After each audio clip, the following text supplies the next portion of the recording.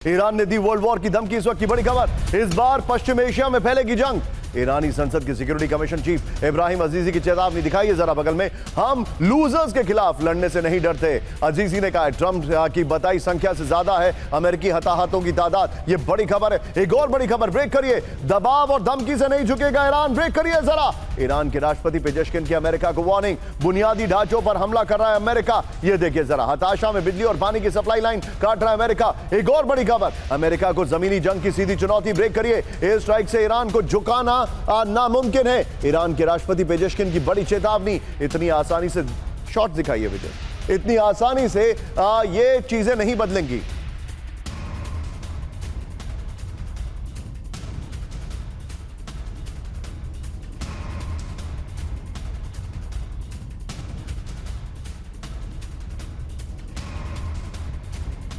पर गोप्रो पर लंबी जंग की तैयारी में ईरान। इस वक्त की बड़ी खबर, किसी भी दबाव और धमकी से नहीं झुकेगा ईरान। एयर स्ट्राइक से ईरान को झुकाना नामुमकिन है। यह बड़ी खबर है। फिर आगे क्या कहा है, ईरान कभी भी घुटने नहीं टेक सकता, पेजेशकिन ने कहा। फिर 3 साल में गाजा को नहीं झुका पाए यूएस इजराइल, पेजेशकिन ने कहा इतनी आसानी से शहादत नहीं देंगे। ईरानी कमांडर ने कहा पश्चिम एशिया से बाहर फैलेगी जंग। सिक्योरिटी कमीशन चीफ इब्राहिम अजीजी ने कहा। यह देखिए, सीधे चलिए यहां पर, दोनों ब्रेकिंग, दोनों shot and back to Rajan sir. Rajan sir, आपका एनालिसिस क्या है? मैं इस युद्ध को 3 फेजेस में देखता हूं। पहला फेज, जब डिस्कशन चल रहे थे और उस डिस्कशन के दौरान एकाएक सुप्रीम लीडर को मार दिया जाता है। पहला फेज, वहां पर Iran was taken by surprise. इस युद्ध का दूसरा फेज, जब ईरान ने स्ट्रेट ऑफ होर्मुज को लॉकडाउन कर दिया, फिर अमेरिका को मजबूरी में गल्फ ऑफ ओमान से लॉकडाउन करना पड़ा। दे वर टेकन बाय सरप्राइज, और तब भी बातचीत चल रही थी। इस युद्ध का तीसरा फेज, और यह सबसे क्रिटिकल है, कहने के लिए लेबनान पर हमले का जवाब ईरान ने दिया है, लेकिन मेरा यह अंदाजा है कि अब Mojtaba Khamenei is hale and hearty, he is back in action. IRGC को वही कंट्रोल कर रहे हैं, और ये ट्रेडिशनल मुज्तबा खमनेई का एटीट्यूड दिखाई दे रहा है, which is resilience, pre-emptive strike और नहीं झुकना, जो उन्होंने इराक वॉर में एग्जाम्पल दिया था जब वो 17 साल के थे। Your take sir. देखिए निशांत, जो मेरे पास जो भी लिमिटेड सोर्सेस होते हैं, ईरान जानते हैं कि काफी कंट्रोल सोसाइटी है, इंफॉर्मेशन सर पहले तो आई salute you sir for this line sir. कितने लोग हैं जो इतना ऑनेस्टली ये चीजें बोल सकते हैं? I salute you sir, please go ahead sir. जी, तो लेकिन वहाँ पे जो अभी जो मेरे रिपोर्ट्स हैं उसके मुताबिक यह है कि उनकी स्थिति, हेल्थ का कंडीशन अभी भी उतना अच्छा नहीं है, और उनको चोट लगी थी जो बताया जा रहा है कि टांग में और दूसरे जगहों पे।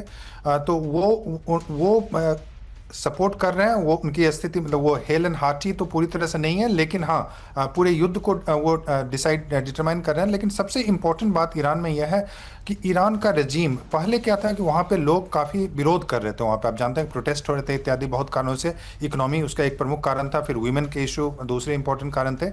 लेकिन अभी यह हो गया है कि जब से हमला शुरू हुआ इस बार, तो ईरानियन को लगता है, जो विरोध में भी थे अभी के समय, वो रैली राउंड द फ्लैग जो कंसेप्ट है कि वो अभी ईरानियन रिजीम को सपोर्ट कर रहे हैं।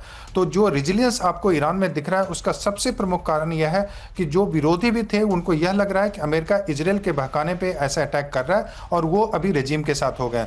तो इस कारण से आप मान के चलें कि ईरान सरेंडर बिल्कुल भी नहीं करेगा। अमेरिका हमला कर सकता है, उसकी क्षमता को हम डाउट नहीं कर रहे हैं, लेकिन वो अचीव अपने ऑब्जेक्टिव्स को नहीं कर सकता, इसमें कोई शक नहीं। Point taken. किंग और शॉट।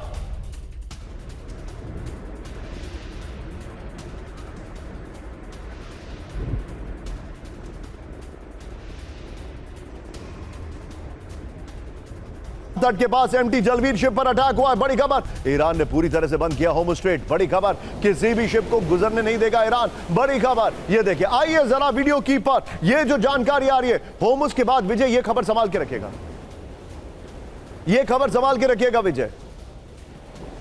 ये देखिए, आइए जरा इस खबर को संभाल के रखिएगा विजय। होर्मुज में फिर भड़की जंग, होर्मुज स्ट्रेट में कमर्शियल शिप पर हमला हुआ है। बड़ी खबर, ये देखिए, ओमान तट के पास एमटी जलवीर शिप पर अटैक हुआ है। बड़ी खबर, आईआरजीसी ने 2 शिप पर हमला किया। इस सब के बीच में एक और बड़ी खबर, ब्रेकिंग और बाइट दिखाइए जरा। अमेरिका हर रात निकाल रहा था लाखों बैरल ईरानी ऑयल, दिखाइए जरा ट्रंप का बाइट। ईरानी तेल पर ट्रंप का बहुत बड़ा कबूलनामा, ईरान से लाखों बैरल तेल चोरी करने का दावा। ये देखिए जरा,